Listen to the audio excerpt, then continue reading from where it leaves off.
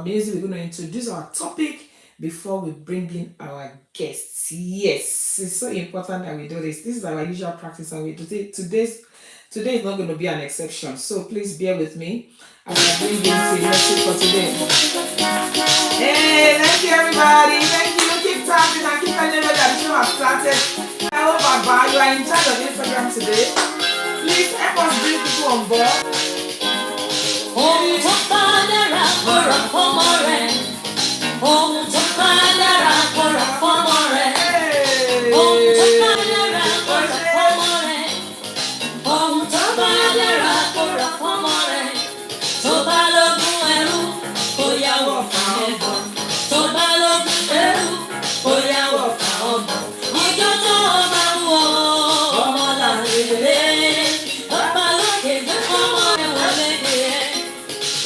Let's go! Come on, everybody. Tell people the show has started, ladies and gentlemen. Let's keep tapping. Let's keep people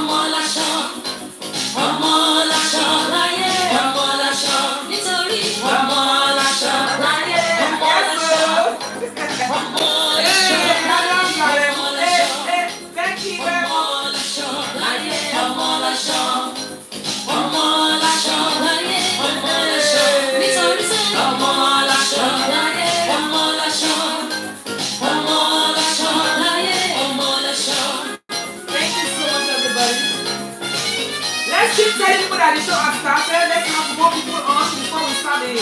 This is a very important topic, guys, and I need as many people as possible on the show. So keep telling people, share, repost, share, let people know that the show has started. Is what we're talking about today is very important, very useful information. Oh yeah, hey, hey,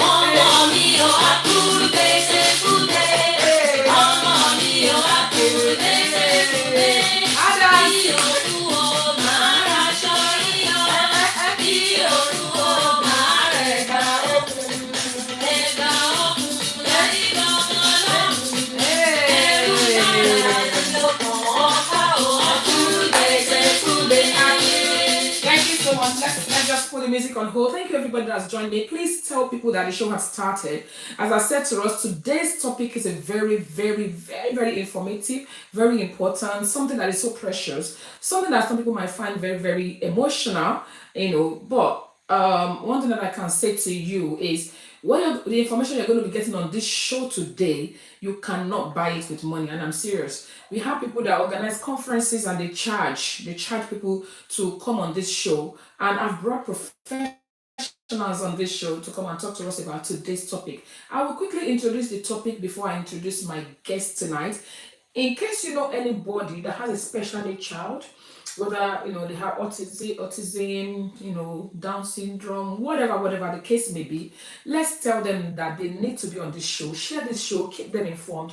The information they're going to get today is going to save them from a lot of stress. It's going to also help them to put things in place. So today's topic is talking about the song that I played, beautiful song from way back. It's talking about Ohun tó bá dára máa rà fọ́mọ mi. Ohun tó bá dára máa rà fọ́mọ mi. Tí bá lógún ẹrú bò ní wá fà ọgbọ̀n. Ọjọ́ tá a bá kú ọmọ ládélé. Baba lókè jẹ́ kọ́mọ mi wọlé dé mi.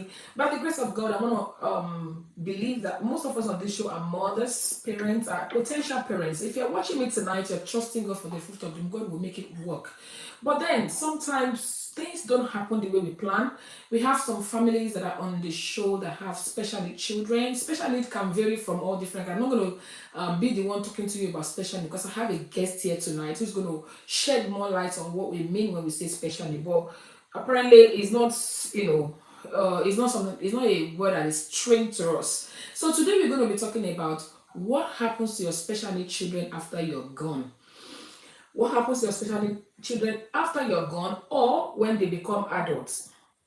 And I want to appreciate the fact that this show is not just being watched by people in the UK alone.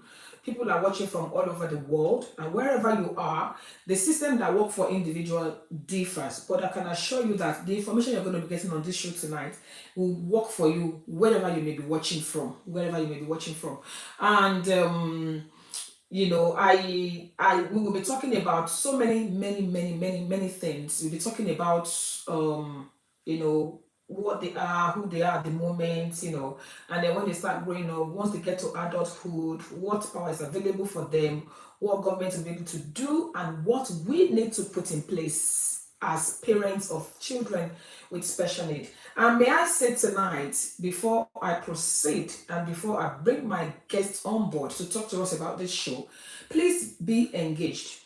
Don't be embarrassed. There's nobody that has done anything or whatever to deserve to have a special need child. Because a lot of people hide. They pretend like, I don't want to talk about this. I don't want people to know that I have children with special need. By the grace of God, I have a very handsome, intelligent young man who is going to be 17 soon, who is autistic and pre-verbal. And I'm very proud of him. I don't hide my children because where we come from, some people would hide these children. Some people will pretend as if they don't exist. Some people will pay attention to children that are, that have no challenge, and then put those ones that have challenges or special needs, they put them in a corner, they treat them differently. And trust me, that is not just right.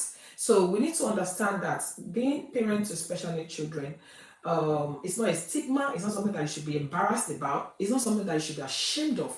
It's not something that you have done anything to contribute to. Say, it's because of what I did. Though that's what God gave me a child that has special need. And I'm saying this prior to bringing my guest on because a lot of us, especially from the part of the world where I come from, I don't know where you're watching from, I'm from Nigeria. In the part of the world where we come from, there is a lot of stigmatization, there's a lot of less information, there's a lot of, I don't even know how to put it. They even call them names. There's so many names that people call them in Nigeria that are not so pleasant. They call them imbecile, they call them all sort of names. And I'm glad that these days information are now out there. I'm glad that nowadays people are getting to know more. So, and they have good names and they refer to these children with better names. Don't let me bore you tonight. If you can hear me, let me see a thumbs up. If you can hear me and you're with me in this show, let me see a thumbs up and let me see some tapping. Please keep tapping, especially um on TikTok. If you can have on Instagram, thank you so much. Thank you, Kelicious. Put a thumbs up. No, somebody said yellow mellow. Thank you so much.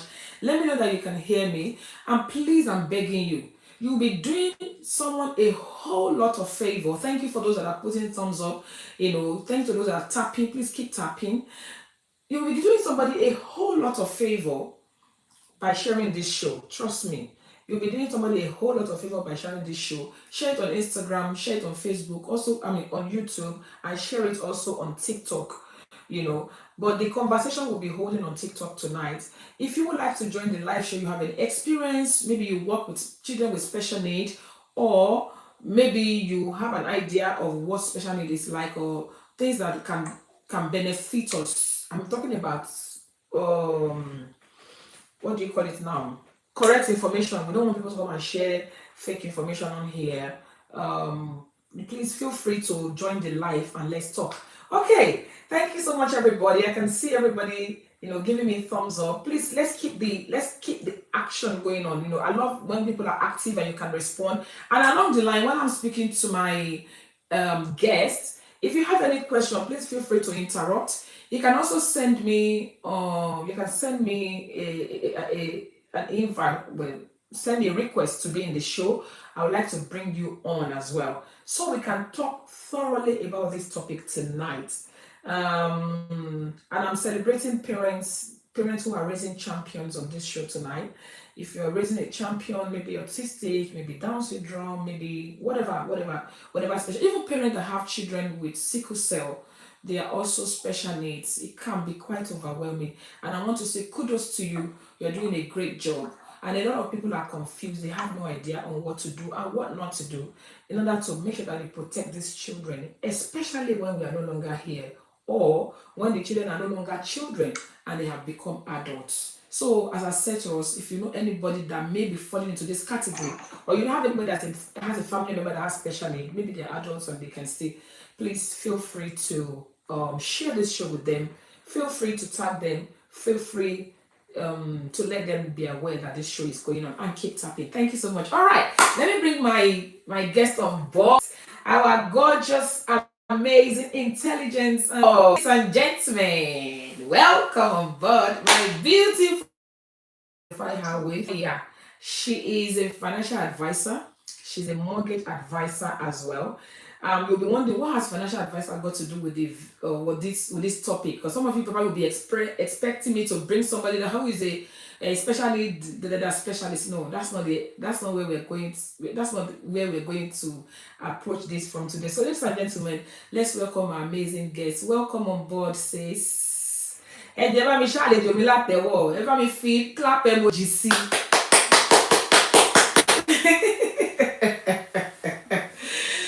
God bless you. God bless you. Good afternoon, everyone. Good evening, good morning, wherever you're streaming from, wherever you are watching us from. As the host has just rightly said, my name is Tolulope Olusonya. Today we will be, the host has briefly talked us through what we will be discussing today. And yes, we're here and then we'll be taking the topic one after the other. Yeah, we will be taking the topic for the evening, and so as we start, I've just introduced myself. Hello and welcome, everyone. Thank you so much for joining us today on today's live show. One thing the host missed out is I am an estate planner, and today we will be diving into the topic that is incredibly important and personal for so many families. Yes. For so many families. Yes. How to plan for future of our special needs children. Yes. As a parent or guardian, you're doing so well and you're doing everything you can right now for these special children. But you have to think about what will happen if you're not here. Yes. These are provoking. These are quite provoking. These are things we don't want to think about. These are things we don't even want to talk about. Yeah. But we must still find time to have these conversations. Yes. Thank you. How sensitive it is. Yes. We should still find time and have this conversation. How are these children going to be cared for? So that's what we're going to be doing this evening. I'll let the host take us through the topic, and if you have any questions, I'll try and give justice to you to the best of my ability.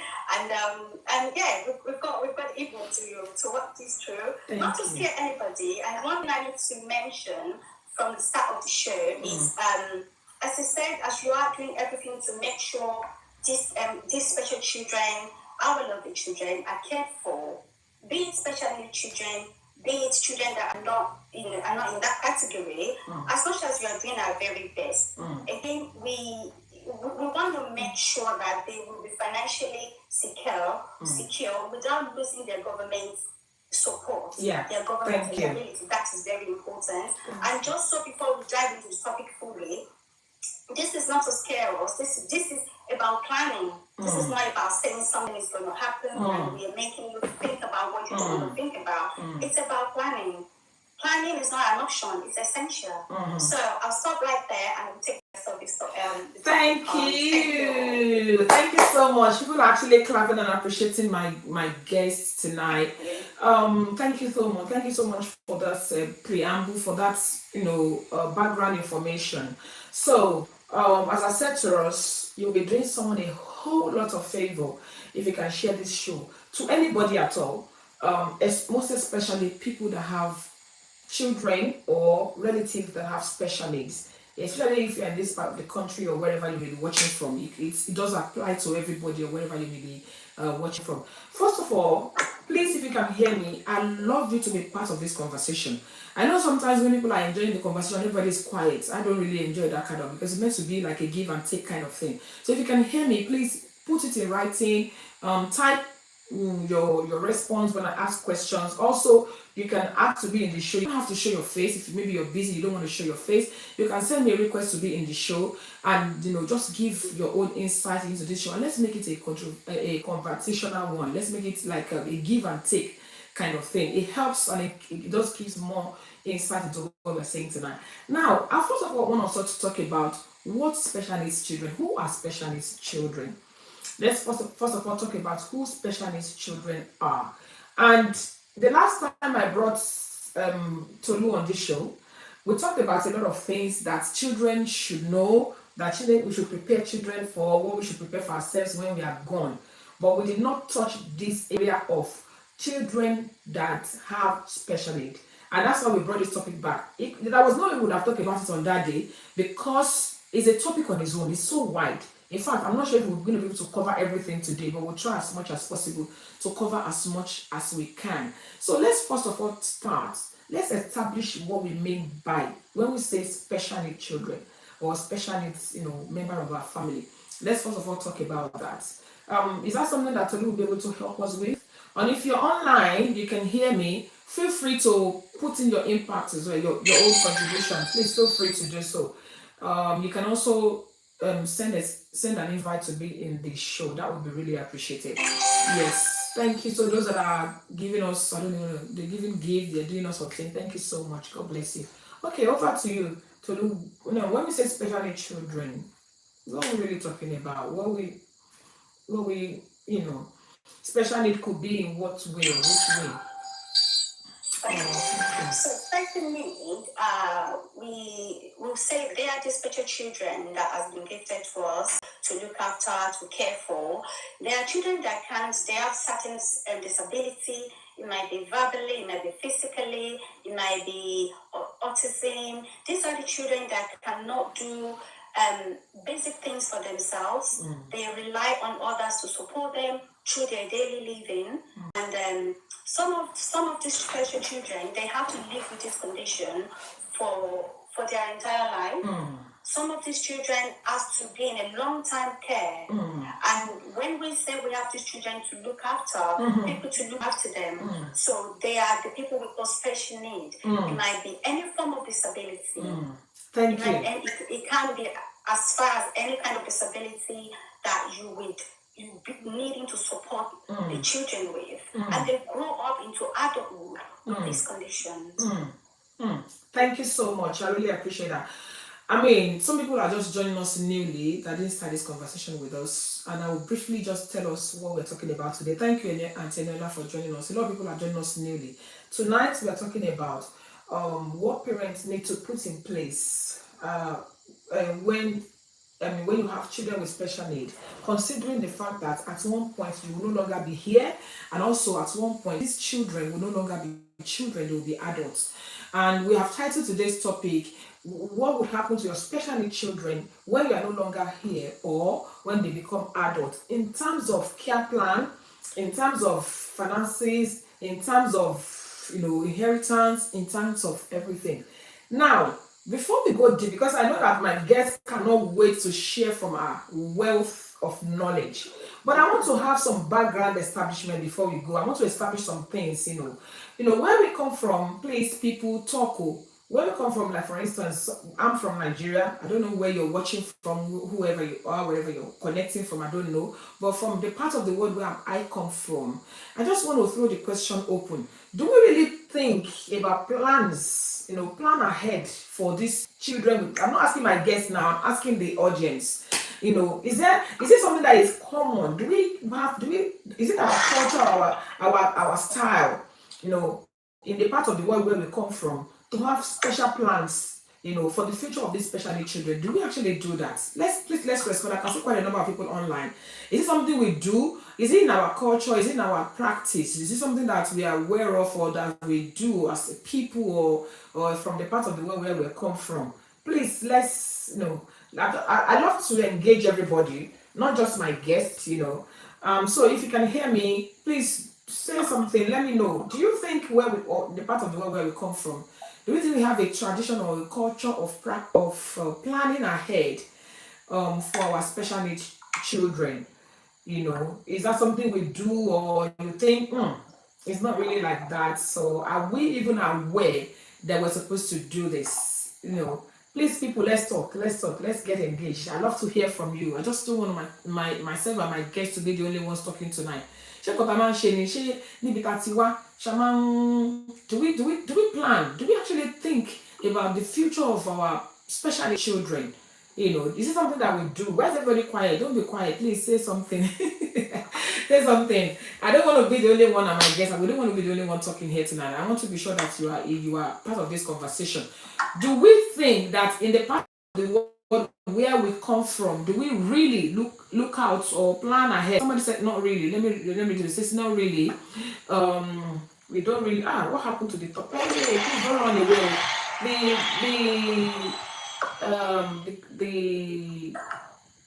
The comments are running off. It says not really. We mostly believe it is the work of the devil and forget to plan for their future. I like that. That's true.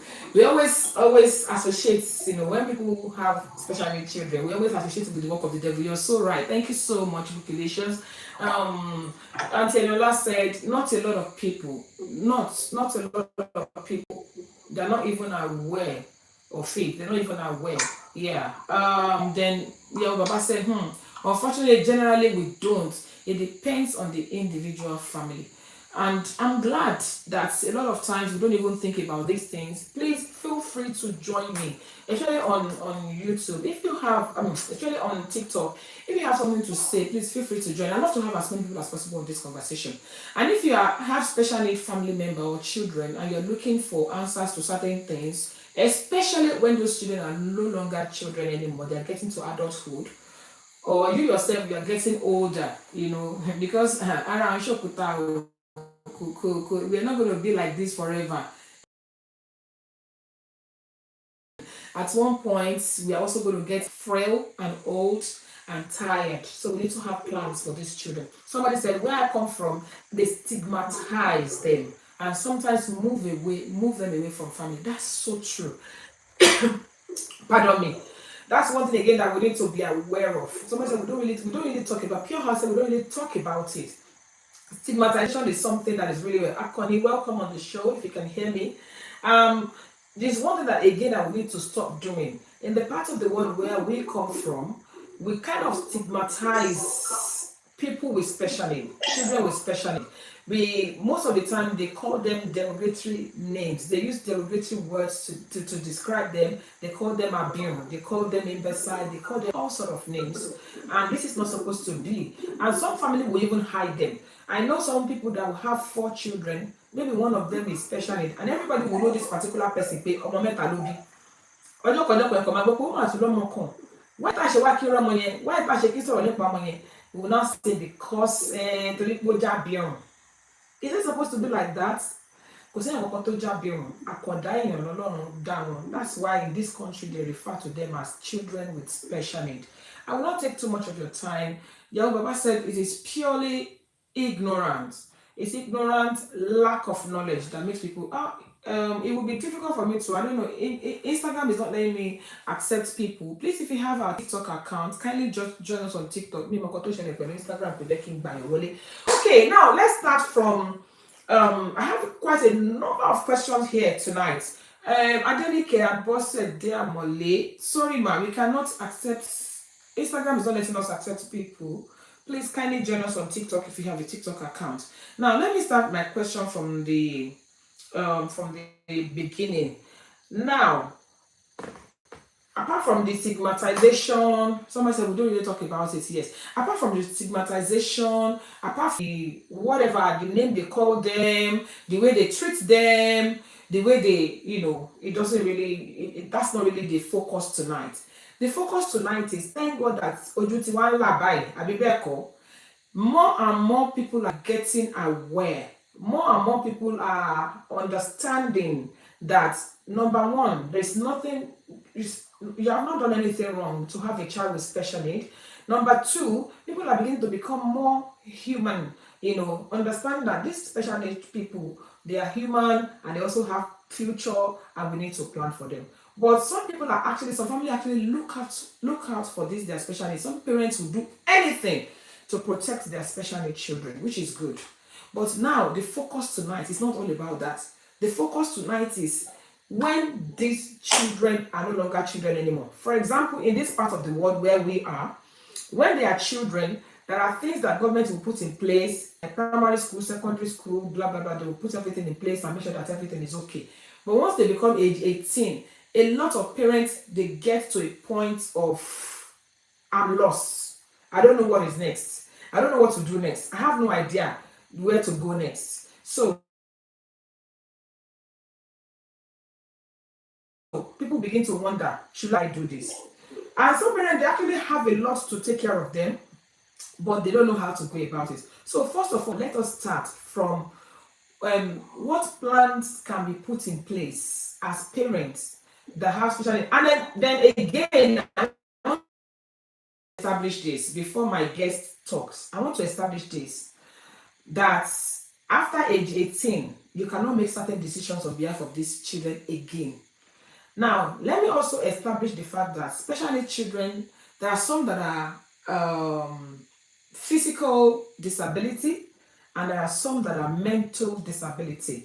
And then those who have physical disability, fine, they may not be able to move like everybody else. Maybe they are wheelchair, maybe they are visually impaired or whatever, but at least they can still make mental decisions. So those ones are in a better place to say, oh, this is the way I want my things done. This is the way I want my things done. I don't want things done this way. I want things done this way. Those that are really, really of more, although those ones you need to put things in place for them. But those ones that are really, really more challenging are those that are with mental disability. And when I say mental disability, those who do not have the capacity to make decisions on their own, those who are too, intelligent, why they don't have the mental capacity to make decisions. I'm trying to choose my words carefully. So, as parents, a lot of parents will get to a point at this time that even though they have money, they have everything, they don't even know what to do. So that's why my guest is here tonight. So I'm going to start. The first question I'm going to be asking you is this to my beautiful guest. I'm going to ask you now. Let's start from the legal aspects. I know that once they get to a certain age, you can't make decisions for them. So let's start from the legal aspects. So who will now start making legal decisions on behalf of these people? For example, I know that once, even already, I have a son, he's just going to be 17. They've already started asking me some questions. Are you allowed to make decisions on his behalf? Even children that they don't have any medical challenge or mental challenge or anything, they've already started saying, are you are you supposed to be here? They'll start asking you questions. So how do we do this? Who makes um legal decisions or important decisions on behalf of people that have special need? How do they go about it? All right, thank you so much. Thank you so much, Ost. So, that's a very good question. When they are still a child, you, as I mentioned earlier, you make the decision for them, you look after them, you do almost everything for them, for the one that are, that needed everything, being supported with almost everything. However, there come time where you can no longer make legal decisions for them. When they become age 18 and above, it does not mean you can carry on making decisions for them. There are processes you need to follow if you are going to carry on making decisions for them. Okay. If this certain individual, if it's someone that doesn't have mental capacity, like you rightly said, some has the capacity to make decisions for themselves, some don't. For the ones that can make decisions for themselves, by right, they are allowed to do things or say things how they want it to be done. regardless if you agree with it or not. That is, it is their life, and they have their own rights as well. However, for those that do not have that capacity, you cannot automatically assume, oh, because I look after them their whole lives, I can automatically just carry on. So far they are no longer 18 or under 18, the legal decisions has to be made formally. If you are going to carry on acting for them, there are channels you'll have to go. Processes are in place you must follow to actually maintain that legal right to continue supporting them or making legal decisions for them. So you've protected them all their whole life, their entire life. You've protected them. So to make sure that continues, you actually have to put a plan in place, structure, have a good structure in place, just so you carry on doing that for them. If this particular child is a child that does not have capacity, mental capacity. Thank you so much. I'm going to be asking. Somebody said MCA will be needed. Yeah, Baba, use the language that we understand, though. I think yeah, Baba probably know a little bit into, maybe that's a field. If this is your field, or you are into SCN, kind of education, please feel free to contribute. Now, when we wanted to phrase the topic for this show, we said, what happens to your special needs child when you are no longer here? Now, and I was talking about when they become age 18. So that means even at that age 18, you are still here. But then, is that what you are trying to say? Even though you are still here, you are the one that looked after them, you give back to them, you look after them from age 0 till today. But now they are saying that you can no longer make decisions on their behalf. Is that what you're trying to say? Yes. If they're 18 and above, you don't automatically assume that you can make legal decisions for them. Okay. If you're not here, that's a different ballgame entirely. Okay. If you're not here, the question is, we should be asking ourselves as a parent now, if I'm not here, what's going to happen to this child? That's just an honest question we need to ask ourselves. Because if we don't set up a plan, have a structure for these children, the system they'll do what they have to do. Is it at the best interest of the children?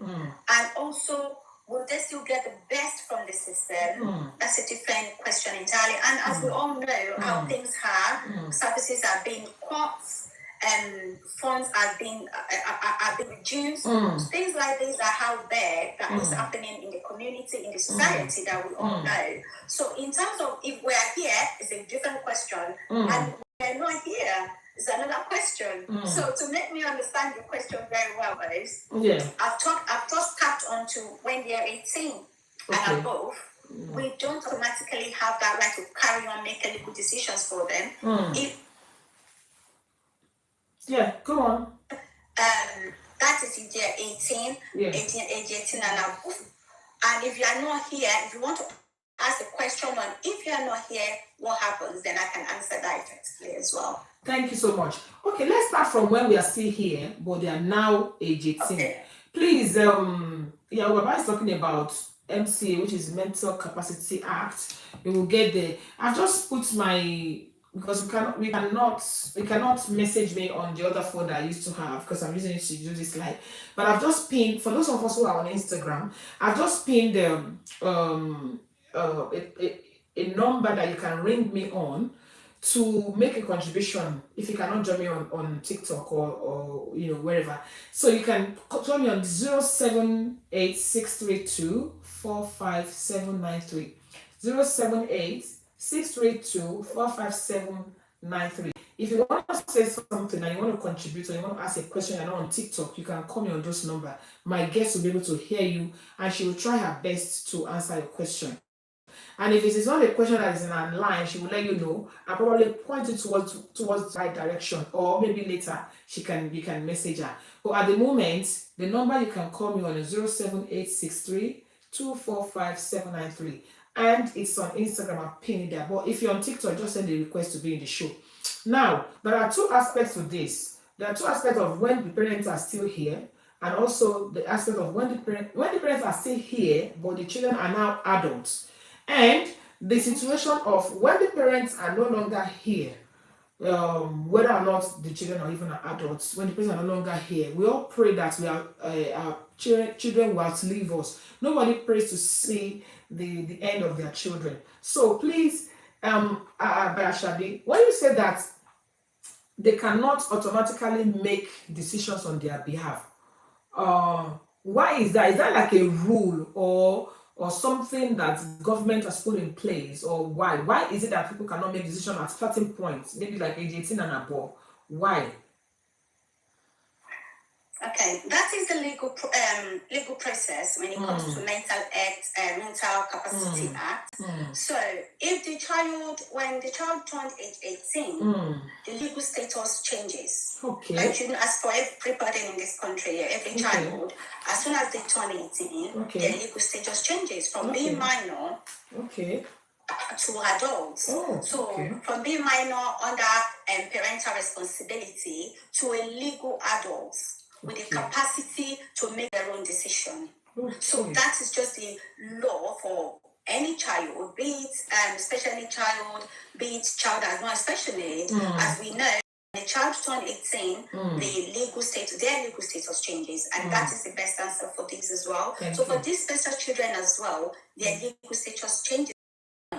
So it moves from a minor to under parental responsibility. Then they move to legal adults with the capacity to make their own decisions. However, where we now have children that cannot make this decision for themselves, parents will lose the automatic right. That is the law. You lose that automatic right of making decisions for the children. And the children gain the total control of their own life and their own affairs. Thank you. But that's just the framework for decision making. Now, if you want to then continue acting for this child, because you know this child does not have mental capacity, you need to apply. You need to make the right application to the courts. Thank you. I'm sorry to cut you short. We're gonna go on to all the things that can be applied for one after the other. But before we go into that, let me quickly read. Mommy Joanna says our speaker mentioned mental capacity to know if they can make decisions, or decisions will be made in their best interest. Thank you, ma'am. I love to acknowledge that people are leaving messages on other platforms apart from this. Please send us an invite to be on this show if you want to say something. Send us a request to be on this show if you want to say something, or you have someone that may want to that you want to make inquiries about. There's absolutely nothing to be embarrassed about, because that's another thing. That's another reason why people are going through a lot. People are going through a lot in silence, because number one, I don't see what to be embarrassed about if you have a child with special need. I have a son, by the grace of God, a very handsome young one, who is autistic and non-verbal, and I'm not embarrassed about that. I don't know what situation your child is. I don't know what your special need that your child is. Please do not hide. Do not hide a hand that hurts, a finger that hurts. You cannot afford to hide it under your cloth, because you will not be doing yourself any favor. Whether you're in Nigeria or any part of the world, please feel free to come out tonight. And I don't want you to say, oh, no wonder she brought this topic up. No, I didn't bring this topic up because of my son, because I already put stuff in place for my son.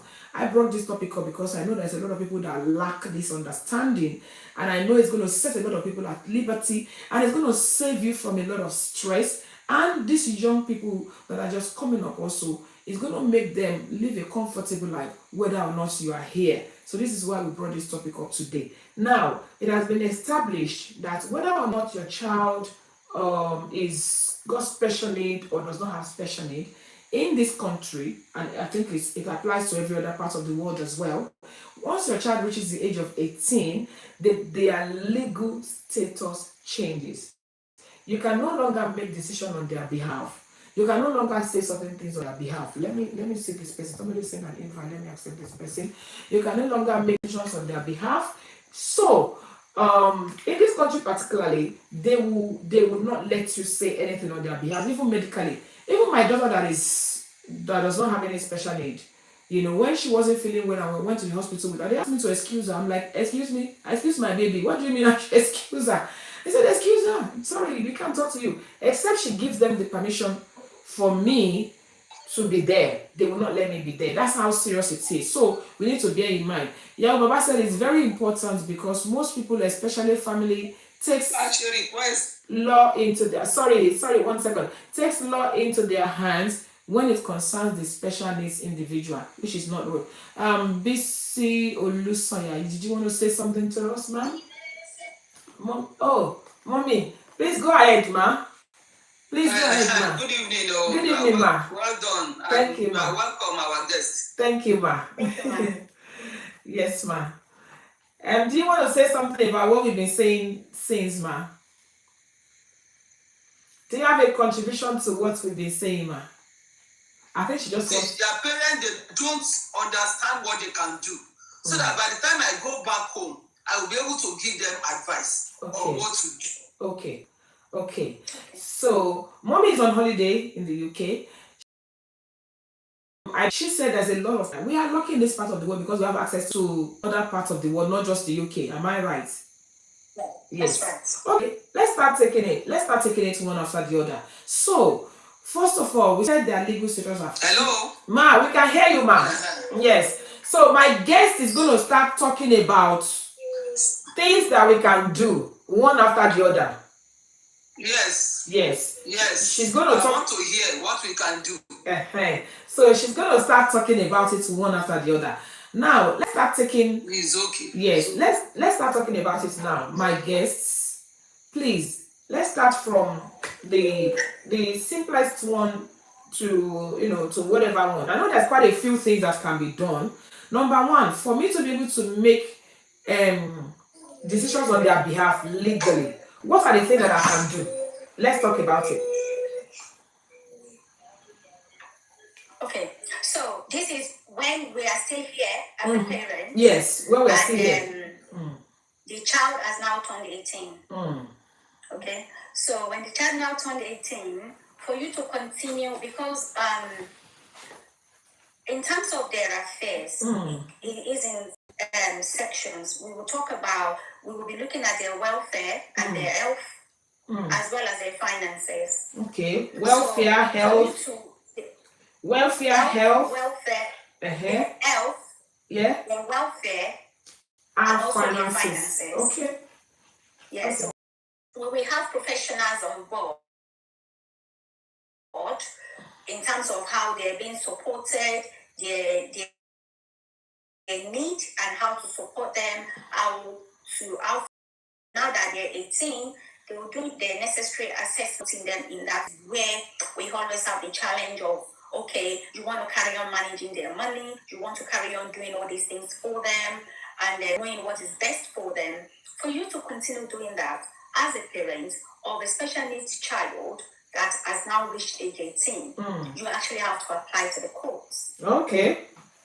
For you to have that power, for you to have that legal right to continue acting for someone over age 18. Okay. So you apply for deputyship, and that is when you get the you can then have the application being assessed by the courts, and they'll decide if they decide, and you can then continue acting for them if they agree with your application. If not, if they have to appoint a deputyship from the end of the courts, that will be a decision. You as a parent, that's more arrangement you need to put in place so that you can carry on their finances for them for a child that has no mental capacity. Okay.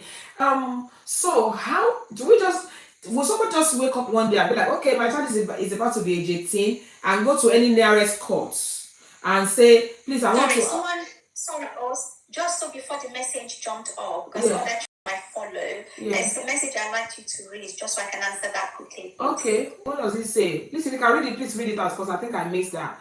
Can you see? Okay, it's on... Yes, I can. Yeah. I have the message from... is that different from POA? Yes, it is different from POA. POA is power of attorney. It's different from POA because power of attorney, you have mental capacity. I have mental capacity to say, I want the host, Mrs. Olubimi, to act when I lose capacity. Yeah, I make that decision. But when it comes to special needs children who does not have mental capacity, so when you set up a POA for them, it's like they didn't make that decision. You've made it for them. They did not choose that person you've put down. Do you understand? Yeah. So that's the difference. So deputyship is different entirely. Okay. You are not putting yourself forward, or you are not putting somebody forward for them, or you are putting it forward to the courts. Then the court will decide. So that's deputyship is different from power of attorney. Okay, thank you. Thank you so much. Please, if you have written any comments or message and I miss it, please bear with me. Just repeat the question, and then, or if you think that I'm missing your question out, please request to be in the show. That would be a lot easier for me. Yawo Baba is also emphasizing the fact that deputyship is different from power of attorney. He said they are both different, just buttressing your points. Now, I want to know, fine, we've been said that, okay, for you to be able to make decision on behalf of this person, or for you to carry on making decision on behalf of this person, that you have to apply for deputyship, as you have called it. Now, first of all, let's talk about how, before you talk about what deputyship itself means properly, how do I start the application? Will I go to a court? Will I write to particular people? Is it going to be automatic? Are they going to send a message? Especially, I know in this country, talk about here and in Nigeria. Talk about it. I'm not sure if this is applicable in Nigeria, but please talk about it if you do know. Okay, I'll put it together. It might be applicable in Nigeria. It's just that this information I have there, when we don't know, we don't know, or when we don't ask, we don't ask. I will say the best way to go forward is to approach an escape planner like myself. Okay. We will sit down and advise you how to go forward with these things. Any application we make will be going to the court. Okay. If you want to approach the court, the only thing is it can be overwhelming. It can be overwhelming when you are seeking for help like this. But when you go to people who are professional in this field, this is what we do. We deal with these forms, with this sort of applications, day in, day out. So as soon as you present your case to an estate planner, they will know, oh, this is what the case is. Because we are the people who write wills. We deal with power of attorney. We deal with setting up trust. We deal with things like that. So we'll be able to signpost you to the relevant authority you have to be working with to support you and how to make your application. You can apply to the court directly, like you said, but sometimes some people find these things overwhelming, and you have support or a professional to guide you to channel you through where to go. It can make it easier. Yeah. Thank you so much. I am one of those people that feeling form very, very overwhelming. And I remember that when I started, I haven't even finished my own process yet. There's still quite a number of things I need to do. Even despite the fact that I have someone who is a professional guiding me through, I still found it quite overwhelming. I remember that the person, my guest tonight, was the one that was guiding me through, and at one point she said, "Can I give you a break and come back at another time?" I said, "Yes, please," because so basically, I want to advise you tonight that you should go through a professional. That's their field. And also if you go by yourself, there might be errors, there might be mistakes, and if you make mistakes, that can be that can make things complicated, and the court might eventually say that we are making a decision on behalf of this person. You don't seem to get it right, and you don't want that to happen. So I will advise you, if you need anything tonight, after tonight's show, and you need someone to talk to, my guest is a very good person that you can talk to. She's in the right position. Whether you are here or you are in Nigeria, she'll be able to take you through the right direction. Now, let's talk about that deputyship. What's deputyship? What does it do? What does it entail? Just tell us about it. Okay, so it's a role within courts. So if you apply to Office of Public Guardian, they are the people who will sit and appoint for you. So when we are talking about making plans, I mentioned earlier, it's not to scare us, it's just for us to have a structure, have a plan in place. Because when things happen, these plans will be, decisions will be made for us. Would it be at our best interest? Would it be how we would have wanted these things to be? No, most of the time, no. So this rule are within the court settings. So they will sit down and make a decision, appoint somebody who will ask for you. Okay. So for tonight's topic again, it's you apply to the court. This department in court will decide and say, okay, you know what, let's appoint a deputyship, somebody to be just like deputizing, someone to be representing you. Like use that word to break it down, just so I don't use too much official terminology or jargons. So yeah, so that's what it is really. It's just simple way of saying.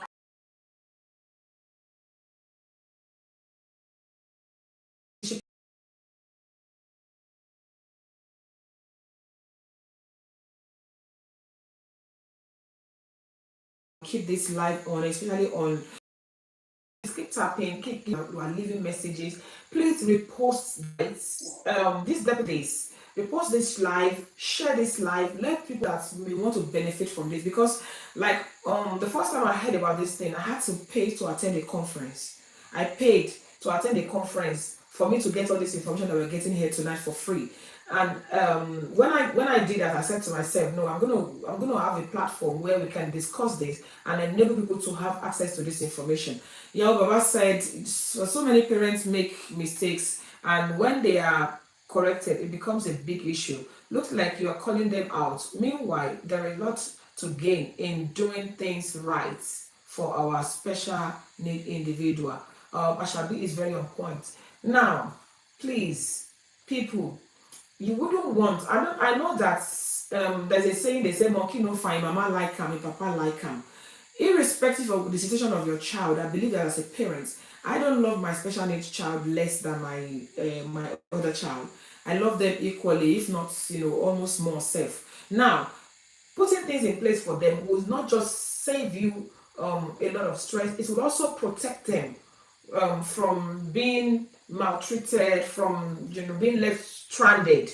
So we shouldn't ever say, oh, well, especially in the part of the world where we come from. In this part of the world, they will make that decision on your behalf. If you don't do it, somebody will do it. And if they do it, it's never going to be the way you want it. Am I right to say that, Ashabi? Okay. Yes, you have. Yes. Let me quickly chip in there before we go off that topic. Yeah. So when we don't make this decision, when we don't make this plan, set up this plan, structure, have a structure in place for these children, either when we're here, when we're not here, as the host has rightly said, these decisions will be made for us and for the children.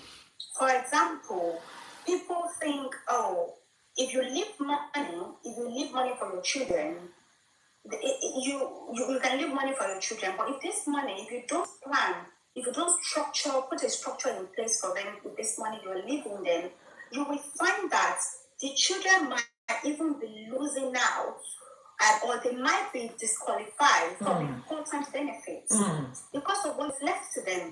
Because you left it without protecting it or putting a structure in place for them. So we always recommend structuring this thing properly, knowing more about it, seeking professional support and guidance on these things. It really helps. There are so many things we can do to make sure these things are structured properly and they're not going to be disqualified of other important benefits they can benefit from disqualifying. So these children out. They're not important to understand. We need to structure these things carefully. So I'll let you carry on and I'll move on to other things that we can do and key tools that we need. I'll be able to move on to that. Yeah, I was going to ask as well, before you move on to key things that you need, the financial protection, is that the only thing that the deputyship does? Or cover other decision making? Is it just for the financial or for both welfare and health? Okay, with welfare, yeah, I was going to ask all that person. I think I've just muted. Yeah. Okay, we will. Now, I know my child better. I've been supporting this child all over. So I know how our routine is with the support of my of the professionals looking after her or him. Now, when we are planning, when we are structuring our plans, we need to put this thing out there. Like, okay, for instance, have a letter of intent. Put a plan together that if I'm not here, this is how this child is to be supported. Okay. This is the routine. Okay. Where the government are constantly cutting due to or out of their support plan.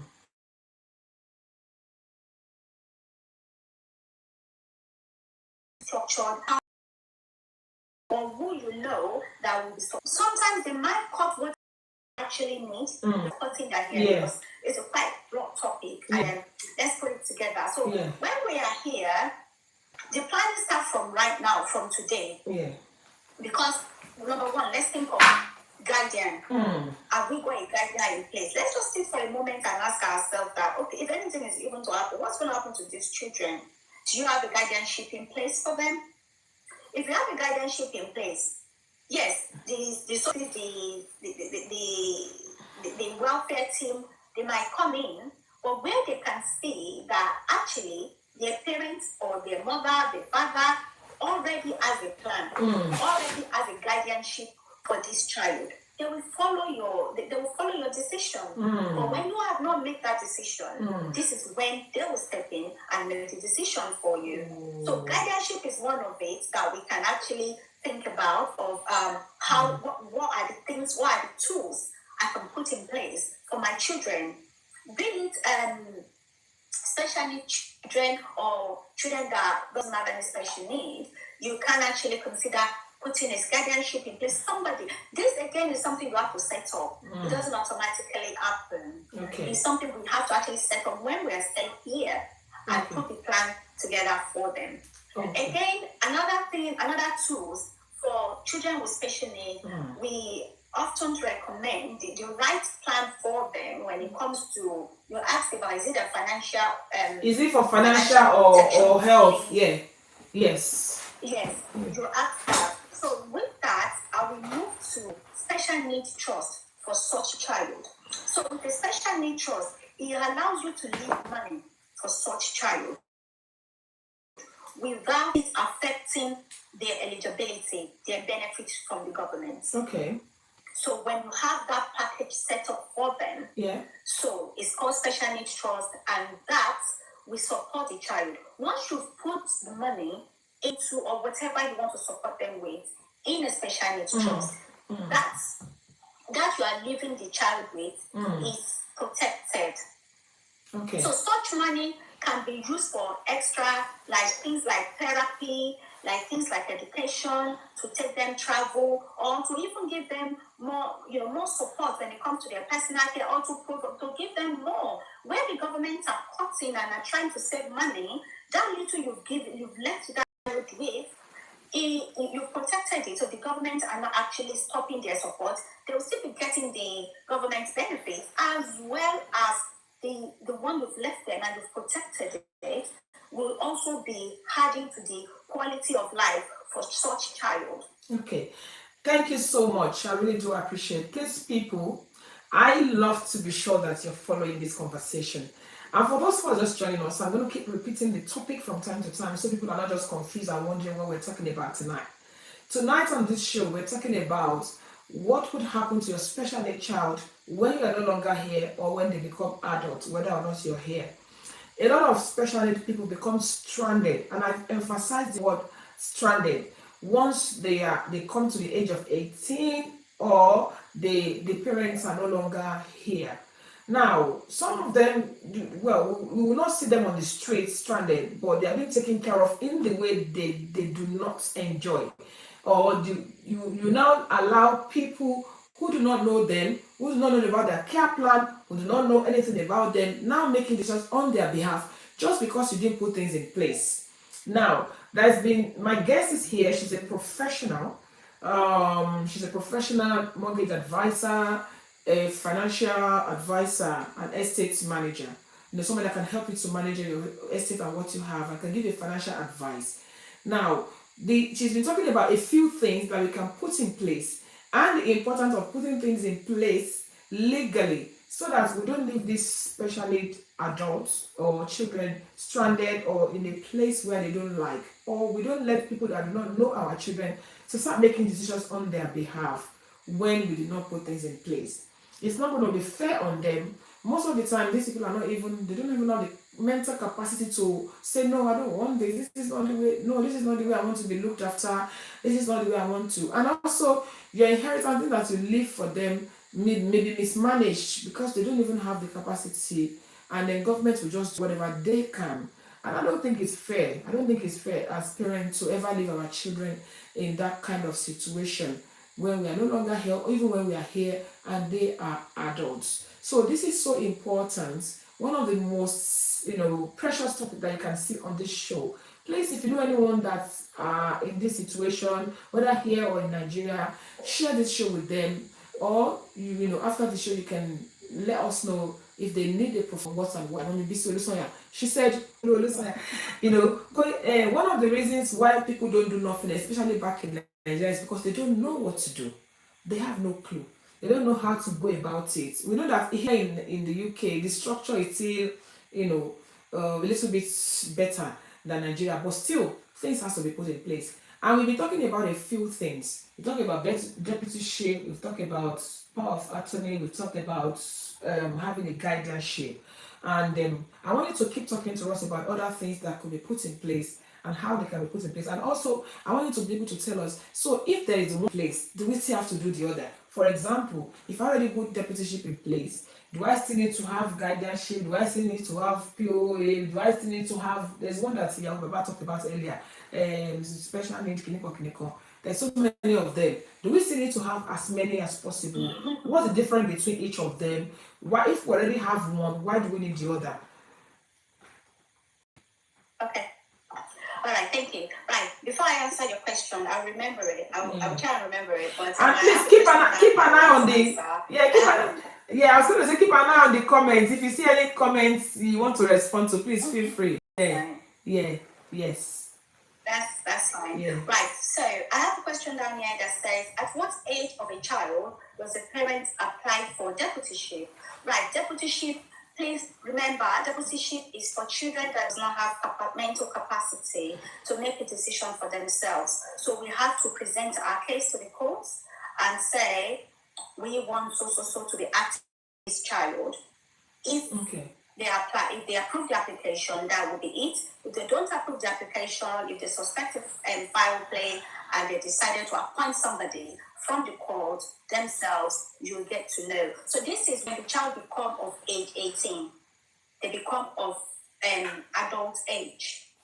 Okay. So this is when they expect the child to be making decisions for themselves. Remember, we mentioned at the start of the show that every child's legal status changes when they turn 18. So the question is, the answer to the question is, you can apply for deputyship for a child that does not have mental capacity when that child turns age 18, that you want to carry on managing their finances and acting for them, and then the court will then sit down and look at the application for you. That's that. And the next question I can say is, will it be one of cost to set up?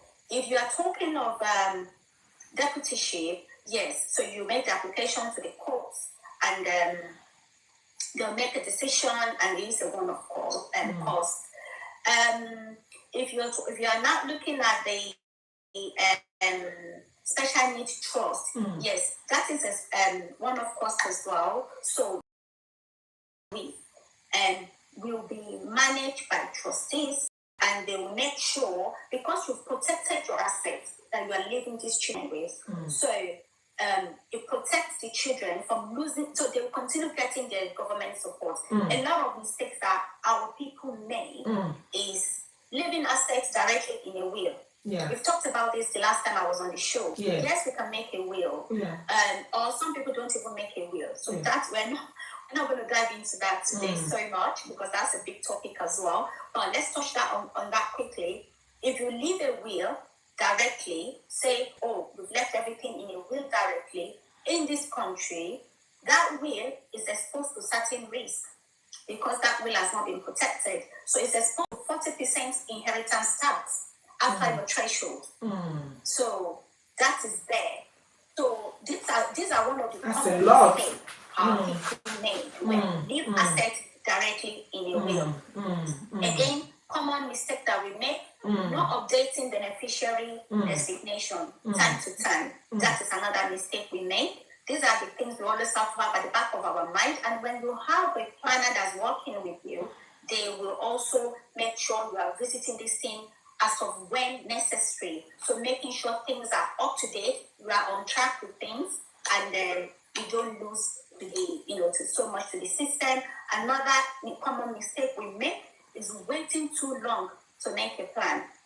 We pray nothing happens, but it's inevitable something will happen to us, either illness or either death. We pray it's not going to happen now, but it will happen someday. So waiting too long, when you're saying, I'll do it later, it is a common mistake. If anything happened today, everything is exposed.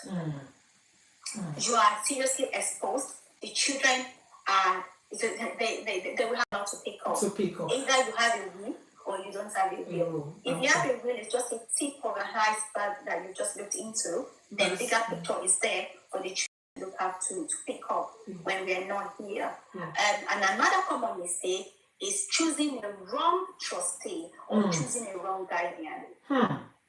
Please, before you go into that, choosing, because I have it written there here that how do we know who to choose? So you're gonna go into that. I won't forget. Somebody just asked a question here. The person was saying, can you mention the costs or how much it will cost for somebody to do all these things? And I'm not sure if I'll be right if I say it's not something that you can just mention like that. I think constitution has to be assessed. You have to kind of speak to them, let them know let them know what institutions are. A lot of things needs to be looked into before they can now say, okay, this is how much it's going to cost you. I don't think it is like a one size fits all. If I'm right to say that, am I right to say that, or do you want to say something about that?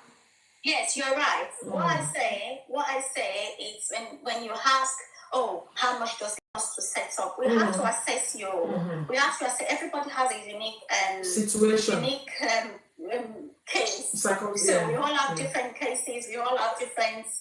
These things apply to us differently. I may have.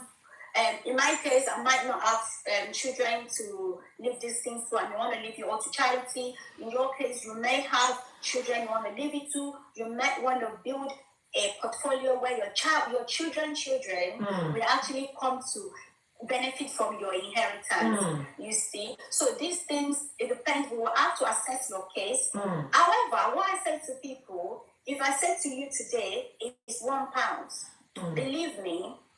If you don't do these things, when inevitable happen, when we pass, we spend more. We pay more. In fact, I will be very, very happy to tell you today, even the process of probate, the process to sit down and look at what you've left, to look at your estate. If the cheapest you probably get, when people are saying probate, this is a process where they sit down and look at what you've left. Okay, have you got a will? Have you not got a will? Okay, this and that, just taking this here and there. That process alone will cost about 3% of your estate. So imagine if you are living an estate worth of 300,000, 3% of that, up to 3%, some will even pay up to 5% of their estate. So if your estate is worth of 300K, take the 3%. Let's go for 3%. So take 3% of that, just for the fact that they're sitting down to process your estate, to look at your estate and decide how they're going to share it. And that does not mean if you go past the threshold, you have 40% inheritance tax to pick up. So when we're talking of how much it is, I can reassure you, at the long run, whatever you do, whatever you pay, it's not equal to what it will be when we are actually having to pick up. And it's very sad when parents actually look away from these things. And it happened when we pass or something happened, we now leave our children to pick up the pieces. Thank you. To pick it up, because it's a country that is very heavily regulated. Yeah. Every industry is regulated. Yeah. So even in Nigeria. I doubt. Yeah. Even in so, Nigeria. Yes, to answer that question, to give you a price, your case has to be assessed. And then you may be lucky and not have so much to put together. Fine. If you have a lot to put together, we'll put it together and we'll definitely work with you to tailor your package to your need. Yeah. Thank you so much. I have not forgotten the question. I said I'm not going to forget it. Who can be appointed? And you did say that if people are appointed to the deputyship or whatever, to take legal decisions, that they might be rejected from the court. The court might say, no, we cannot accept this person. What are the reasons why someone could be rejected? Now, it's a 2-in-1 question. The first question is, who could be appointed as a... Let me even ask 3-in-1 question. The first one is, you did say age 18. Do people wait until age 18 or when they start moving close to that age before they start making moves? You understand? Do you have to wait until, okay, they're now 18, I can start making decisions? That's question number 1. Because I don't want to interrupt you for a while. And then the second one is, who can be appointed as deputyship or whatever, or whoever may make decisions, who can be appointed? For example, I have my son. Like, what kind of people can I actually ask to do this on my behalf or appoint to do this on his behalf and stuff like that? Who can apply for it? Then the last question I'm going to ask for now is the fact that you mentioned that people could be rejected and the court could appoint their own. What could make court reject? Why would court want to reject anybody that puts himself forward? Okay. Courts will do their own checks. So if you're appointing someone, they do their own checks. Okay. So if it's someone that has money problem, okay, or anti-money laundering, if they do all that checks, I think to be somebody, because at the end of the day, this person doesn't have mental capacity to protect financial abuse.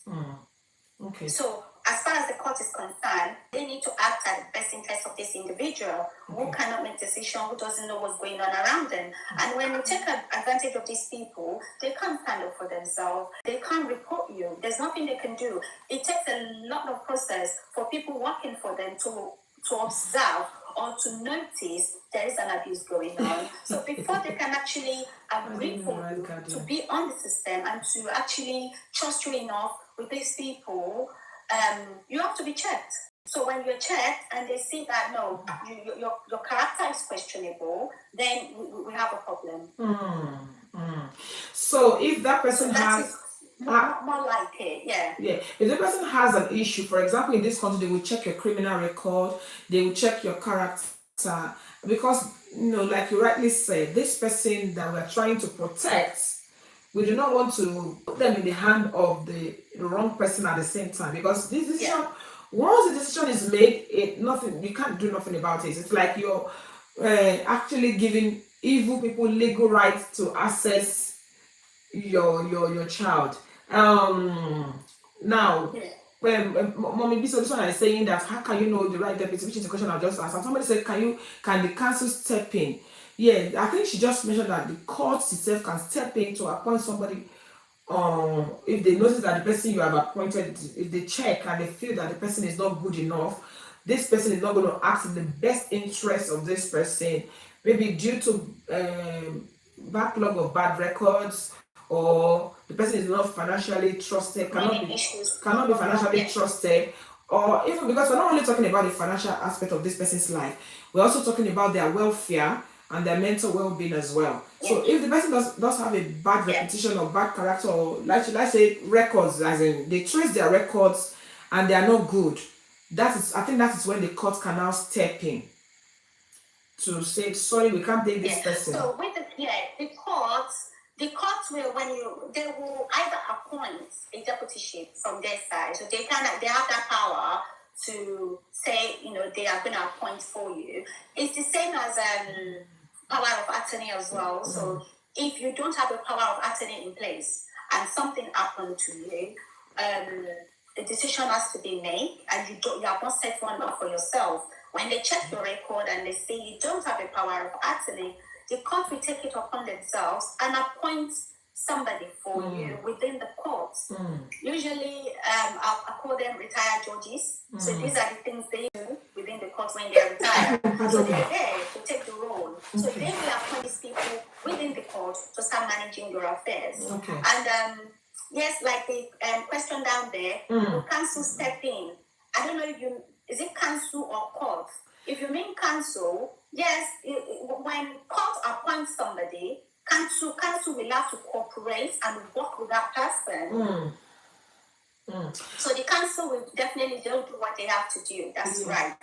As so far, the court has appointed, so they will work with whoever court appointed. So that's all the counsel can do. Counsel does not override court's decision. They will work with whatever. The court will work with you. I mean, the council will work with you. Somebody, the court child, when the council will work with the person. Okay.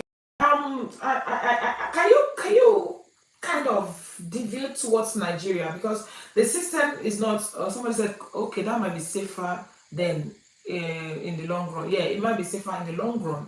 I hope that people have family members that can be trusted. There's a quick question there before the chat. Yeah. Mommy is asking, how do we know the right guardians? This is the best way I can explain it. When you are choosing guardianship for minor, for example, I will use myself. I know in my little circle, I know my friends, I know my family, and I sit down and ask myself, if something is going to happen to me today, I have 3 children, I have my husband, I know my husband's ability, I know how far he can stretch, who can come on board to support him whilst raising these children. I will know that within myself. I will know, okay, my sister, my auntie, my first daughter, if she's of age, that's going to be a guardianship, they have to be age 18 themselves and above. So where I'm going to now choose, I can decide, okay, my niece who has lived with us for a very long time, she knows the children, she knows what I want for the children, she knows my education value, she knows my religious beliefs, and she knows all these things. So I will have to be the one to make that decision to say, okay, you know what, my niece is going to be in a good position to support these children whilst growing up, to support my husband. Again, like I said, estate planning is not about fear. It's not about scaring us at all. It's about peace of mind. Knowing you have actually set up something properly. You are giving your children the best and the greatest gifts that, a long-term protection and support. If I have this plan set up, if I have this arrangement in place, if anything is to happen, the person I've nominated, I know the reason why I nominated that person and I made the arrangement. The arrangement is registered with courts.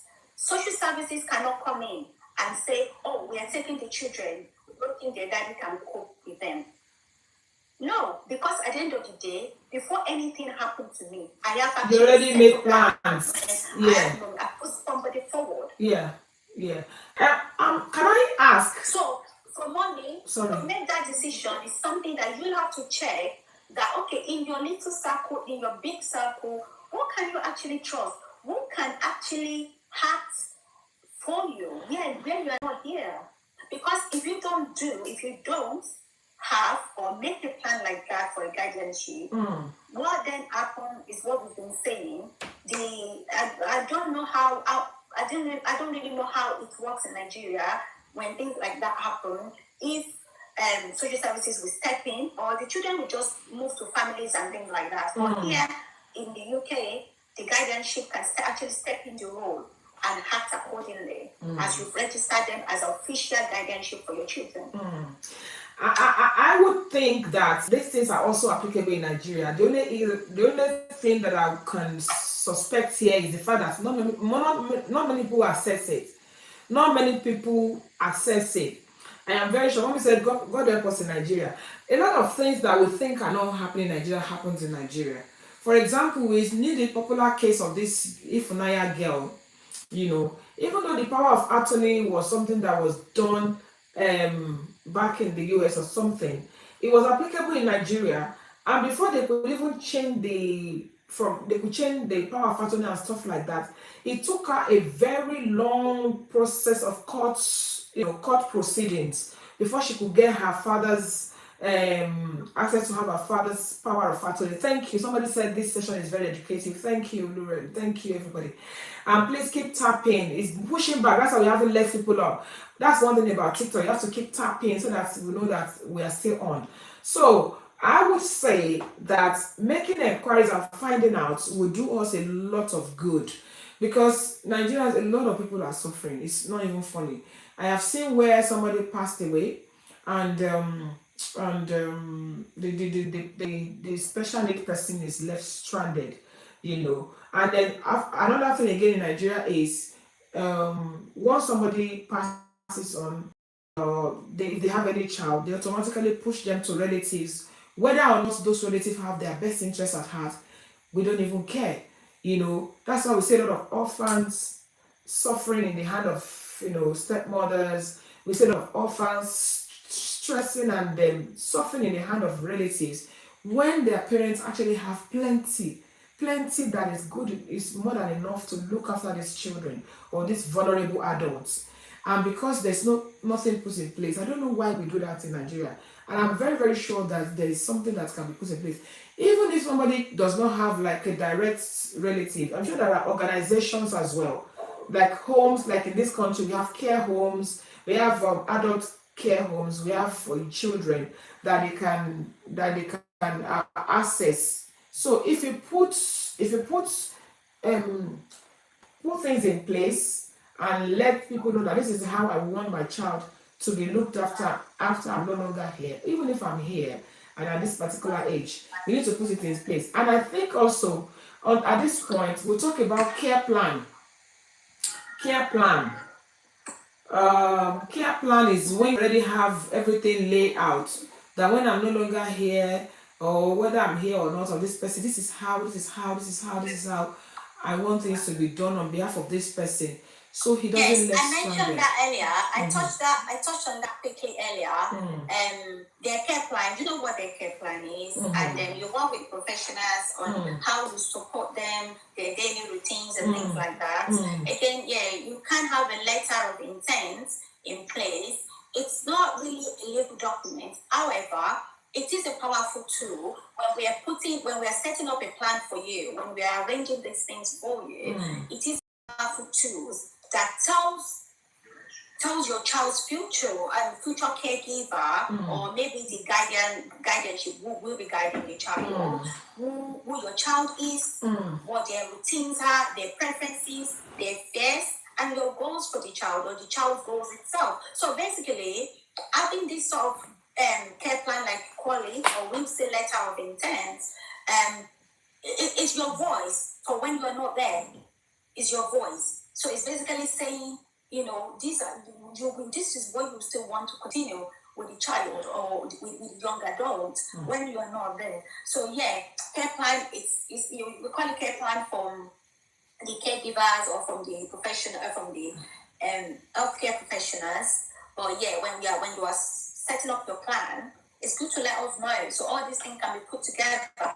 And when you are nominating a guardianship as well for your children, we can actually make sure that guardianship person understands. And for mommy, when mommy asked earlier about Nigeria, there's social welfare system in Nigeria. But how accessible they are is what I'm not really sure. How easy it is to access them, or how how easy it is to access them is I'm not sure really. But I'm sure it's something that if we actually reach out there, we can always find information and put something together for you to look into. Okay, thank you so much. Thank you so much. And I think another thing that I feel that is happening in Nigeria is the apart from the availability of information or how accessible it is, I think another thing that might be a bit challenging to people, whether in Nigeria or here, is the financial commitment. The financial commitment. Some people can easily afford these things, but they're not even aware. They're not even aware that they're supposed to do it. There are lots and lots of people. That's why sometimes in Nigeria it's so funny. I will watch a movie and there's somebody whose family are so rich. The moment the father died, the whole family, you see them on the streets, selling. I'm like, why is it always like this? Like those ones, it's not as if they cannot afford it. It's just that they don't have the correct information and they did not take the correct steps. There's one thing for somebody not to be able to afford I think it. it's more of, I think that is more of not taking the correct step. So it's very important to, when you are doing these things, you do it properly. If it takes you a month to do it, make sure it's structured properly, make sure it's revisited. I'm happy to be on one case for entire month and make sure, because this is a tool. And I always say, it's useless when it comes to the time for this tool to be useful and it cannot do what you actually want it to do. It's useless. And this example you've just cited, what often happens is some people that actually can afford it, you will see they set up these things. Like, for instance, let's talk about a will. People write a will. The richest people in Africa, in Nigeria, they write a will. But the moment the will is either not updated, the will is contested, then there's a problem. The entire family. They write a will 20 years ago and they have not visited it. They've written the will like 20. So they've not visited it ever since then. So that one is already outdated. So when they want to access it, everything is messed up. When they want to when it comes to need for it, you will realize that, it has so asset somewhere, it's not in the will. It has so house, but we don't have it in the will. That is where the problem often happens. Sometimes the mistake and the common mistake that happens. And the example you cited, people ended up you realize that, oh dear, with the amount of money he or she has in her lifetime, what happened? Why are their family suffering like this? Why are they in this situation? But these are the situations we've ignorantly put our family by not actually coming around the table to have this kind of conversation. It's quite thought-provoking, but we need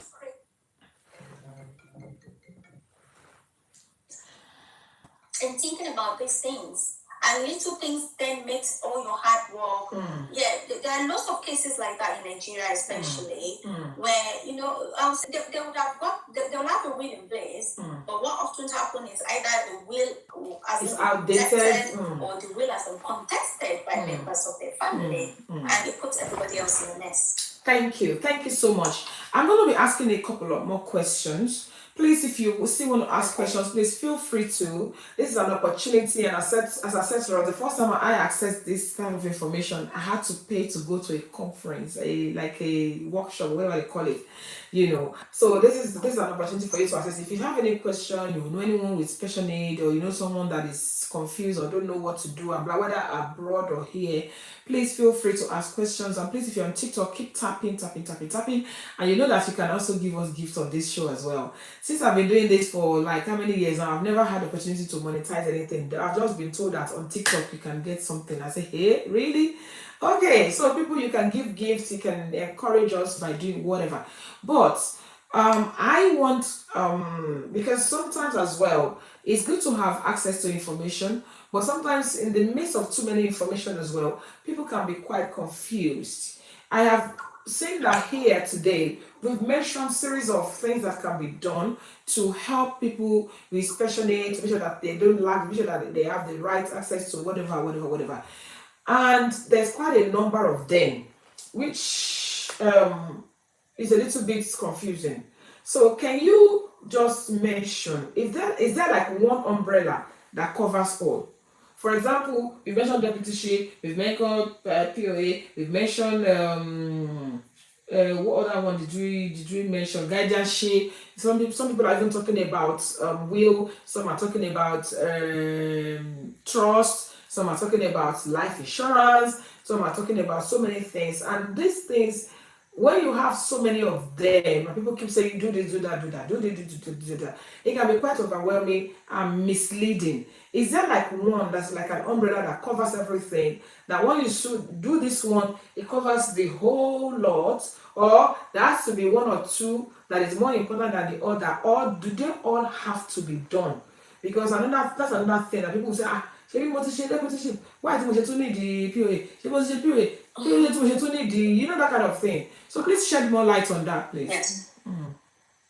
Okay, so the word for it, the right word for these things is, let's say you want to plan your estate. Okay, that is one word I will use, estate planning. You want to plan everything around you. Now, when we then sit down to say estate planning, let's plan your world. Let's plan everything about you. Everything about you includes your assets, your children, and all of that. So when we sit down, then that's when we will see, oh, you have children.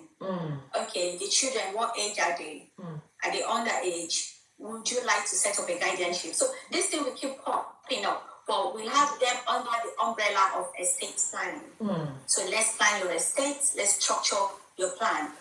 However, what will I like to say there's only one word for it, but it's not, because when we start doing it, if for someone that doesn't have any children, they might just say, you know what, write my will and give it to charity, write my will and leave it to my family. People that have children will say, my children are all grown up, write my will, and when I'm gone, they just share it. Some will say, no, write my will, I want my children to benefit from to be part of my beneficiaries. So you see how these things work. So I really wish I can say, yes, Auntie, there's one word for it, and that's it. But we can only put it under the umbrella of